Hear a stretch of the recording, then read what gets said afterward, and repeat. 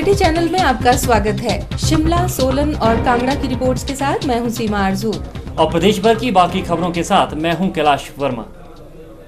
सोमवार को दोपहर बाद शुरू हुए विधानसभा सत्र की शुरुआत हंगामे के साथ हुई।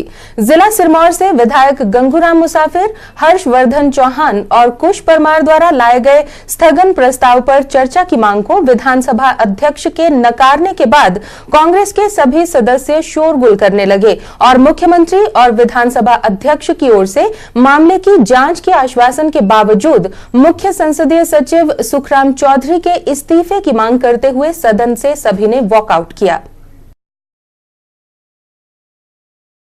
जिला सिरमौर के पांवटा साहिब में फर्जी ट्यूबवेल दिखाकर गलत तरीके से उपदान लेने का मामला तूल पकड़ता जा रहा है और इसकी गूंज आज विधानसभा में भी सुनाई दी। इस मामले में भाजपा सरकार में मुख्य संसदीय सचिव सुखराम चौधरी पर गलत तरीके से दीनदयाल किसान बागवान समृद्धि योजना का लाभ उठाने और अपने पद का दुरुपयोग करने का आरोप लगाते हुए विपक्ष ने विधानसभा अध्यक्ष से स्थगन प्रस्ताव लाकर चर्चा की मांग की। गत शनिवार को विधायक गंगूराम मुसाफिर, हर्षवर्धन चौहान और कुश परमार ने विधानसभा में स्थगन प्रस्ताव लाने की मांग की थी और आज विधानसभा सत्र शुरू होते ही विधानसभा में उन्होंने इस पर चर्चा की मांग की।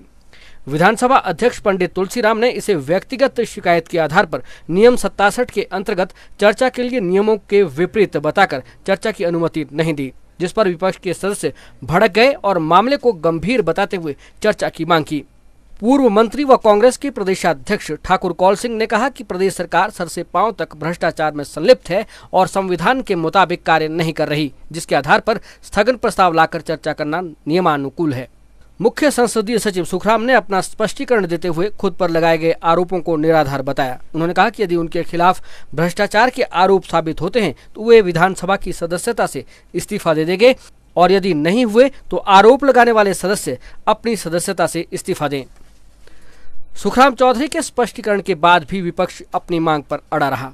उसके बाद मुख्यमंत्री ने इस मामले की जांच का आश्वासन दिया और इसी सत्र के दौरान जांच पूरी कर दोषियों के खिलाफ कार्रवाई की बात कही।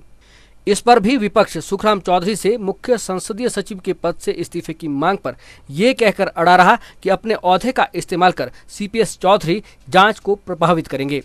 कुछ देर शोरगुल के बाद विपक्ष ने सदन से वॉकआउट किया। विपक्ष के वॉकआउट पर अपनी प्रतिक्रिया देते हुए संसदीय कार्य मंत्री रविंद्र रवि ने विपक्ष पर जनता के खजाने को लूटने का आरोप लगाया और कहा कि वे यहां जनहित के मामलों को उठाने के लिए नहीं बल्कि अपने टीएडीए के लिए विधानसभा आते हैं।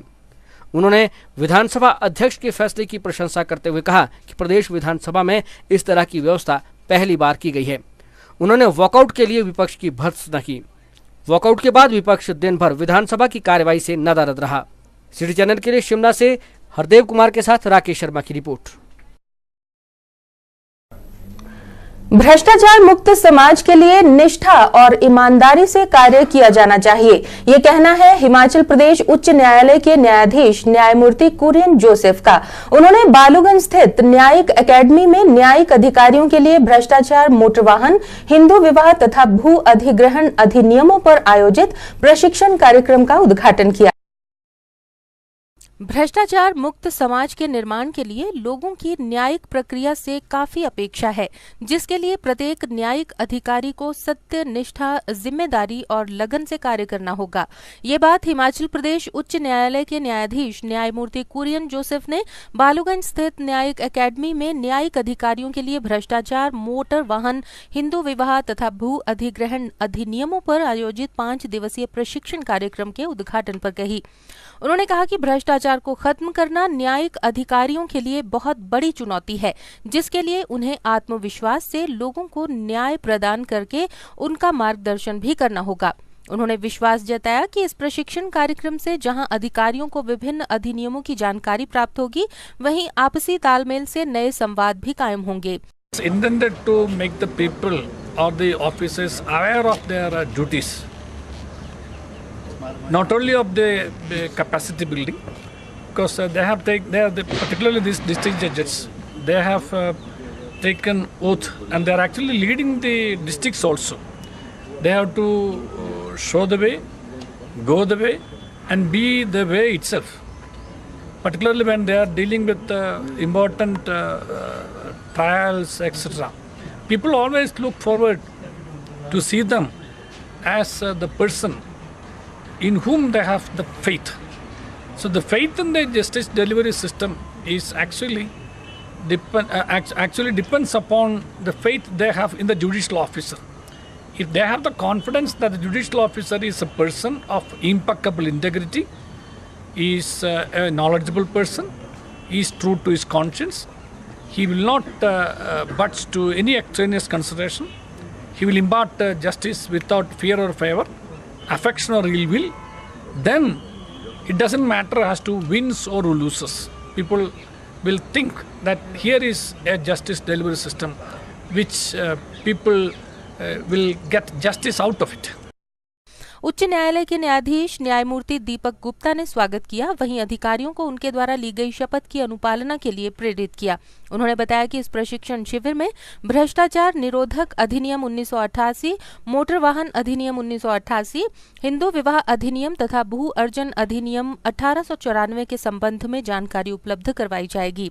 उन्होंने बताया कि न्यायिक प्रक्रिया में और अधिक सुधार लाने के लिए अन्य पहलुओं पर भी जानकारी उपलब्ध करवाई जाएगी। उन्होंने ये भी बताया कि इस कोर्स में विभिन्न जिलों के जिला एवं सत्र न्यायाधीश, अतिरिक्त जिला एवं सत्र न्यायाधीश व फास्ट ट्रैक कोर्ट के पीठासीन अधिकारियों सहित 17 अधिकारी प्रशिक्षण प्राप्त कर रहे हैं।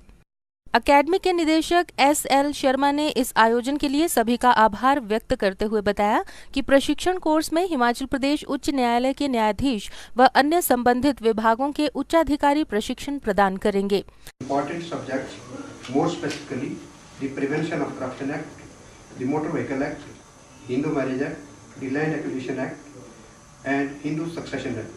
With these subjects and topics, we have also included how to achieve the quality of judicial excellence in the discharge of judicial functions. The Land Acquisition Act has been included in this training program with a view to sensitize the judicial officers to grant just, reasonable, and adequate compensation to those persons whose land is acquired by the government for public purpose. In this training program, emphasis will be laid as to how adequate and reasonable compensation can be calculated and what are the factors which have to be taken into consideration while determining the compensation. City channel के लिए शिमला से सुदर्शन के साथ गुलवंत ठाकुर की report.